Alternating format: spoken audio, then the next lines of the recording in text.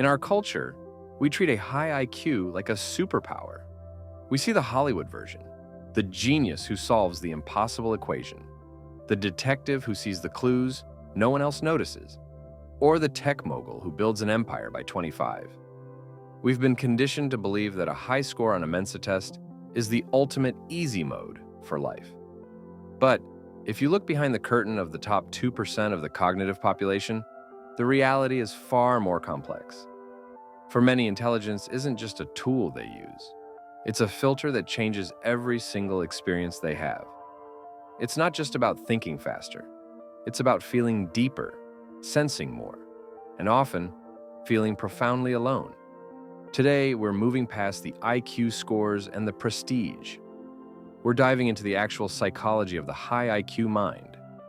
We'll explore why giftedness is often a form of neurodivergence, how it creates a social wall, and why the very thing that makes these individuals brilliant is often the source of their deepest struggles.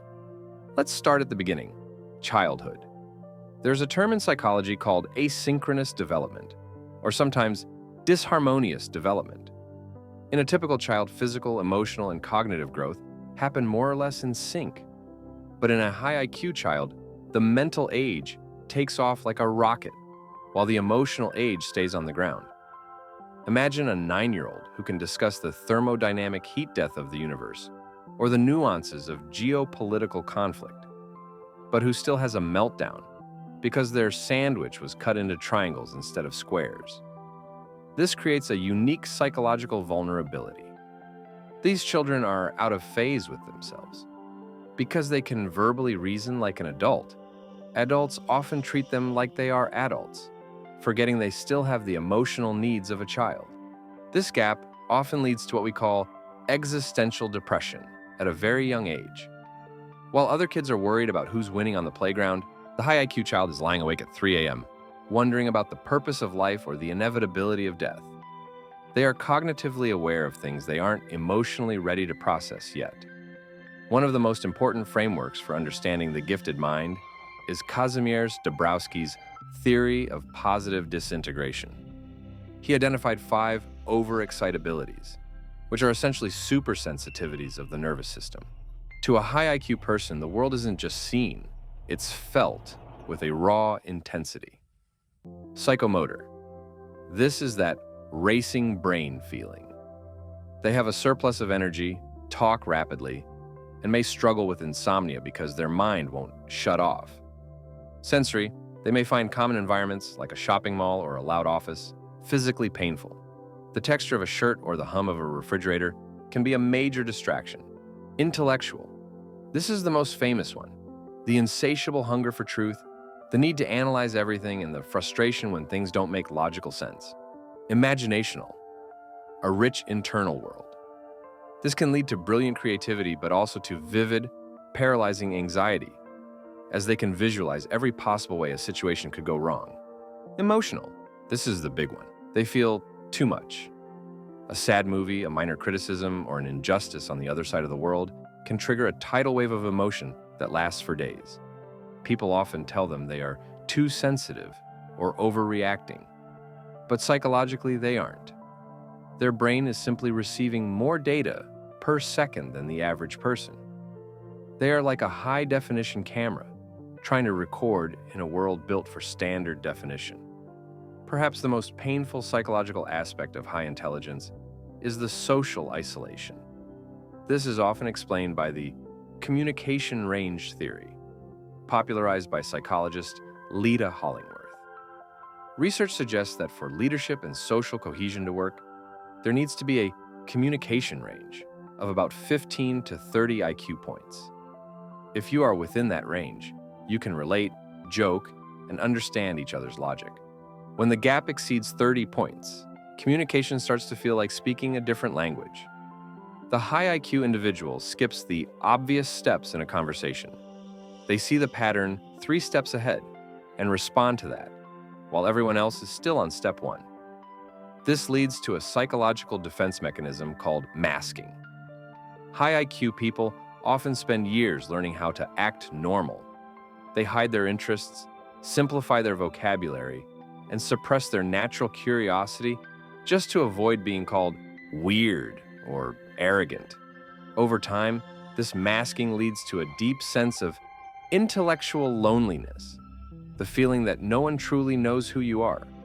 Then, there is the gifted child burnout. In many cases, intelligence becomes a cage. When a child is told they are smart from day one, their self-worth becomes tied to their performance. This creates a fixed mindset. They don't learn how to struggle or how to fail, because things come easily at first. The moment they encounter something genuinely difficult, like a complex university degree or a high-stakes job, they don't see it as a challenge to be overcome. They see it as proof that they were never actually smart to begin with. This sets the stage for maladaptive perfectionism.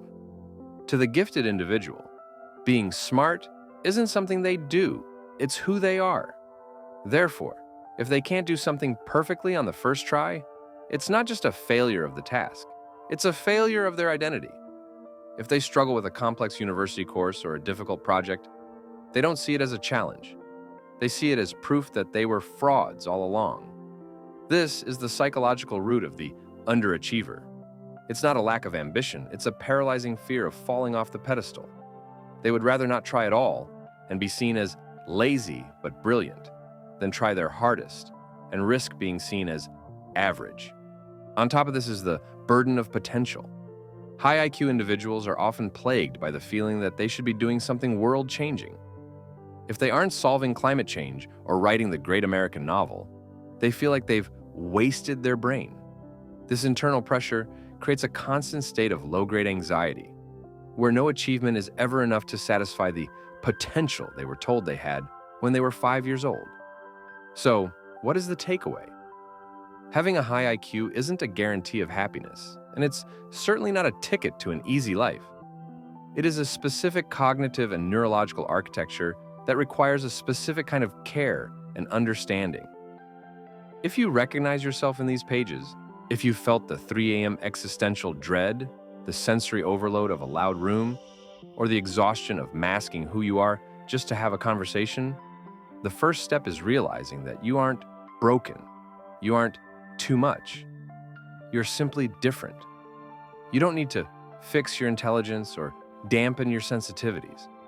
What you need is to find environments that support your intensity and people who speak your language. Integration means accepting that your brain is a high-performance engine, and you can't expect it to run on standard fuel. We as a society need to stop looking at high IQ as just a number on a page and start looking at it as a human experience. We need to allow our smartest people to be messy, to be emotional, to fail, and to be profoundly human.